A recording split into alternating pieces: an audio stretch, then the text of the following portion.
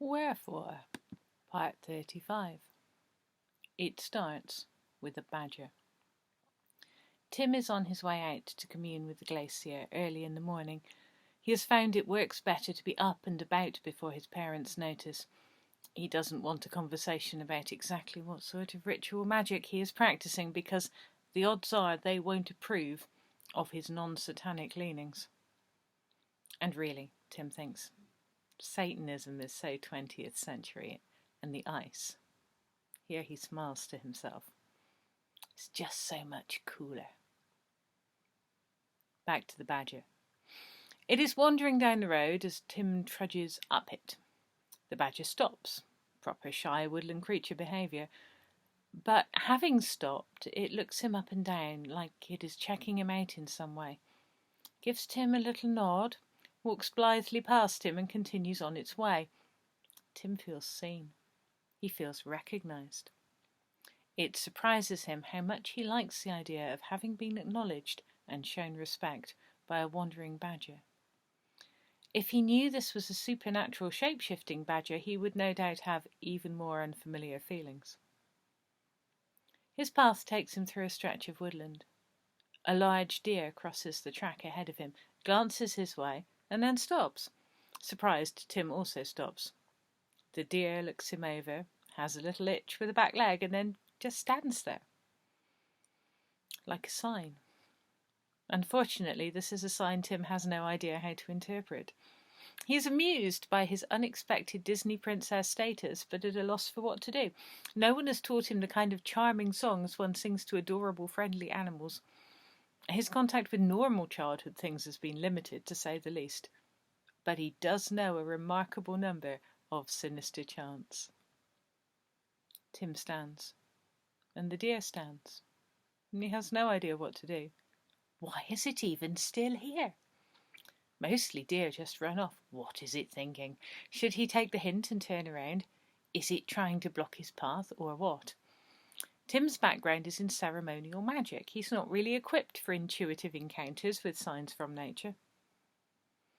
Then, without warning, the deer takes off down the path away from him, glancing back with what seems like a come-hither look on its face. Is he supposed to follow? Is this an invitation to fairyland? It isn't a white deer, and Tim does know his fairy folklore. He carries on walking. The deer has paused ahead of him as though waiting for him to catch up. It runs a bit. He walks. They repeat this several times, then the deer jumps into a dense patch of undergrowth and disappears from sight. Tim stops, confused, wondering what, if anything, all of that was about. As a consequence of the deer weirdness, he does not see the man. Well, strictly speaking, this is more of a man shape, just a few feet away from him, unmoving. Tim has seen far more uncanny things than this along the way, so he isn't entirely alarmed. There is no obvious hostility, so he keeps still and mentally runs through his favourite banishing spell. It is definitely man-shaped, this presence, but it's like a vague idea of a man that has been squeezed together out of darkness. He gives it points for style and wonders what, if anything, it wants. The figure reaches a hand towards him. No, it offers him a hand. Tim hesitates, but something deep in his guts prompts action, and he reaches out. As he gets closer to this idea of a hand, he can feel the aura of deep cold around it. He recognises this, and a strange joy blooms inside him like delicate frost crystals. He reaches out. The hand is so cold that it seems to burn him, and he welcomes the sensation. They walk. The landscape around them peels back, stripped of its familiar beech trees with the dark green of their high summer leaves. The land becomes tundra, the air desperately cold. He can feel the loss of temperature all the way into his bones. It is beyond cold. It is brutal, an assault on his very being, on his sense of self. The love of ice is a hard thing. Tim feels it, opens to it.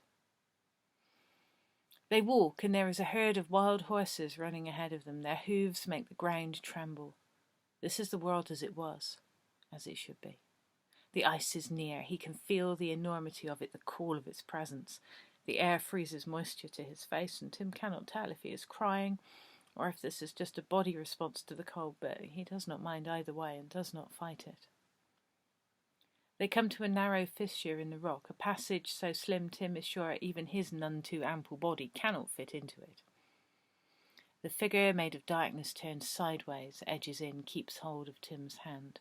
He follows, barely able to draw a full breath where the rock is so close against his chest. They move sideways, slowly, and it feels as though the hill has devoured him and is swallowing him down into itself. After a while, the vicious grip of the sub-zero ice air loosens a little, and that makes breathing a bit easier, even in the cramped conditions. Tim has techniques for mastering his own terror, and it is as well, because the passage is long and merciless. The darkness presses on his mind and plays tricks with his eyes. Dots first, then dancing zigzag patterns, circles within circles spiral around him and pulse, filling with colour and complexity. Black and white, red and ochre, the shapes pulse and glow until the darkness is bright with them. He emerges from the fissure and can feel that this space is larger, even though he cannot see it. Tim's eyes are full of the colours becoming shape and rhythm, becoming the sound of hooves over tundra, the ground shuddering colour dancing enormity that his body recognises as mammoth. The ice is death, but the edge of the ice is so very full of life. The man in the darkness does not speak to him, but Tim feels knowledge entering his body, the wonder of the ice margins, the tenacity of life. What it means to stand at the edge between the crushing enormity of the ice and the determined fragility of life. It is not simply about the ice, he is told. It is about being a human on the margins of the ice, to honour the ice and to know it and hear it for the sake of his people, whoever they are. Tim doesn't have any people. And this awareness passes back to his guide and causes confusion. How can a man not have a people? Who does he belong to? Tim doesn't know. He has a strong feeling that he should know, and this is peculiar because usually he hates people.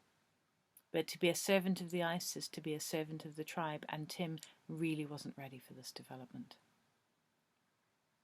The darkness is full of light, and the ice is full of people, and he can feel the hill wrapping itself around him and holding him close.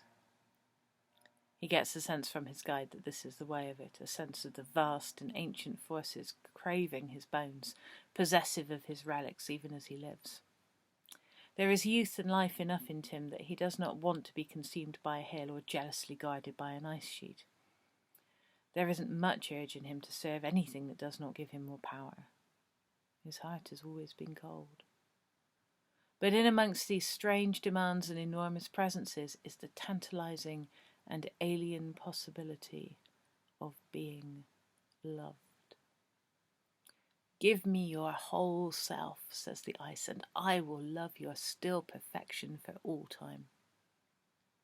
Give me your bones, says the hill, and I will encrust you with slow layers of limestone and love you into myself for always.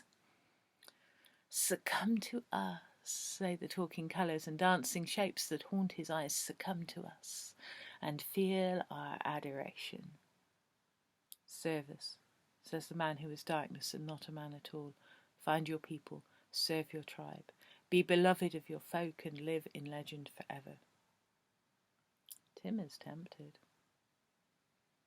As is predictably the way with these things, Tim wakes on the hillside with nothing much to show for his experiences. His body is cold and stiff. His phone seems to be broken and will not tell him the time. He is hungry. Everything from the cave seems to be on the inside of him, somehow. The ice and the hill, the dancing colours, the tribe he does not have, and the dreamer himself. It is an uneasy, full feeling, being so thoroughly populated. Somehow it seems even more lonely than his previous condition. There is no one he can ask for advice about dealing with any of this, no one he can even talk to about it. He feels too small, too young, too inexperienced for the scale of the presences now occupying him. But there they are, and he knows he cannot banish them. All he can do is try to learn how to live with them.